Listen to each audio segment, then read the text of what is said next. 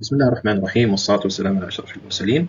أما بعد, premièrement, je me présente, c'est Monsieur Hattani Mohamed Lamine, maître assistant nouveau recruté à l'Université d'Ahmed Raya Adrar. Donc, dans cette courte vidéo, nous allons fournir une brève introduction au contenu du cours de l'électronique de puissance avancée avec plus d'autres détails. Tout d'abord, avant de commencer, voici une brève biographie sur l'enseignant, moi-même, plus mes coordonnées personnelles et professionnelles aussi pour faciliter la communication avec les étudiants à travers les heures spécifiées au cours de la semaine.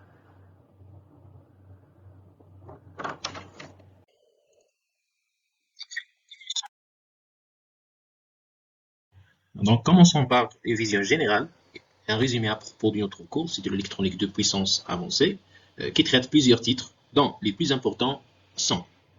Donc, commençons par le traitement de l'énergie électrique sous les différentes formes, la conversion de cette énergie disponible sous une forme donnée, soit continue, soit alternative, soit basse, soit haute tension. En plus, les convertisseurs statiques dans l'électronique de puissance et ou l'électronique de commutation.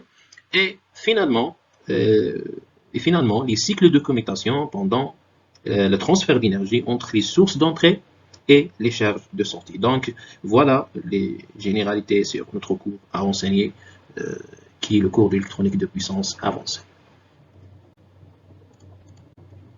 Ensuite,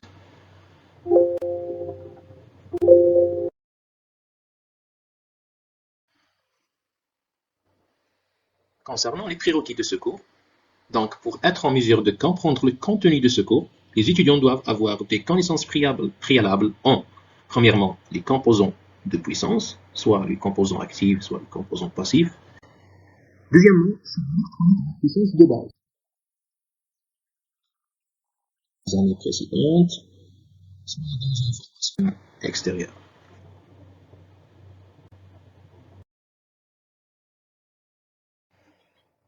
Donc, parlons d'une partie importante qui est les objectifs de ce cours. Donc, les objectifs ciblés à travers de ce cours peuvent être résumés comme suit. Commençons par fournir les concepts de circuits électriques derrière les différents modes de fonctionnement des onduleurs. Les onduleurs sont des convertisseurs de puissance qui convertent l'énergie électrique continue en forme alternative. Pourquoi? Afin de permettre la compréhension profonde de leur fonctionnement. Deuxièmement, c'est de doter des compétences nécessaires pour obtenir les critères pour la conception des convertisseurs de puissance pour certaines applications spécifiées. Parlons ici de l'UPS, qui sont des alimentations ininterrompues, et puis d'autres drivers.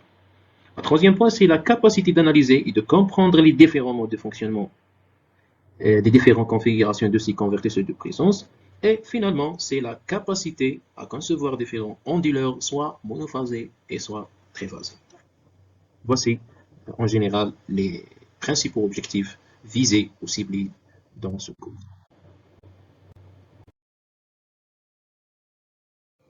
Ensuite, on parle du mode d'évaluation de ce cours. Donc, le système d'évaluation est divisé en trois parties principales, qui sont le cours, le TD, ou travaux dirigés, et le TP, ou travaux pratiques. Donc, l'évaluation du cours, c'est un contrôle continu plus un examen avec un code méthodologique et un volume horaire avec le crédit et la coefficient.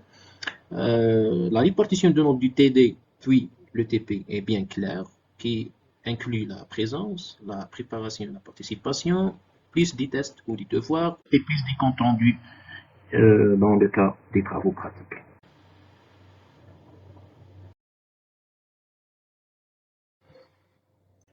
Dans le dernier point, mais non le moindre, donc on va parler du niveau des étudiants ciblés. Donc ce cours est destiné aux étudiants du Master 1, spécialité commande électrique.